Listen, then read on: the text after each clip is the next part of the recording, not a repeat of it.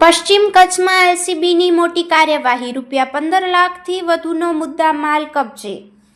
પશ્ચિમ કચ્છ જિલ્લામાં local crime બ્રાન્ચે મોટી કાર્યવાહી કરી આધાર પુરાવા વગરના કોપરના વાયરો સહિત કુલ ₹15,01,000નો મુદ્દા માલ કબજે કર્યો છે. જિલ્લામાં ચોરીના વધતા જતા બનાવો અટકાવવા તેમજ આધાર પુરાવા વગરની ચીજ વસ્તુઓની હેરફેર રોકવા માટે મળેલી સૂચનાઓના અનુસંધાને લોકલ ક્રાઇમ બ્રાન્ચની ટીમ પેટ્રોલિંગમાં હતી.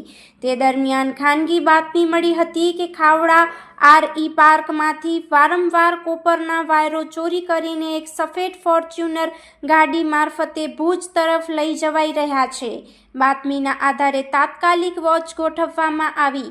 પદ્ધર તરફ આવતી શંકાસ્પદ ફોર્ચ્યુનર ગાડીને રોકવાનો પ્રયાસ કરતા ચાલક ગાડી છોડીને ફરાર થઈ ગયો.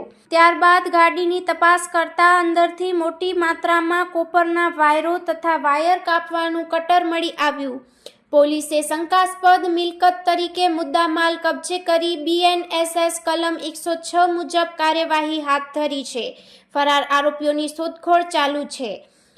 કબજે કરેલ મુદ્દામાલ આશરે 500 કિલો કોપરના વાયર કિંમત ₹5 લાખ, ફોર્ચ્યુનર ગાડી કિંમત ₹10 લાખ, વાયર કાપવાનું કટર ₹1,000.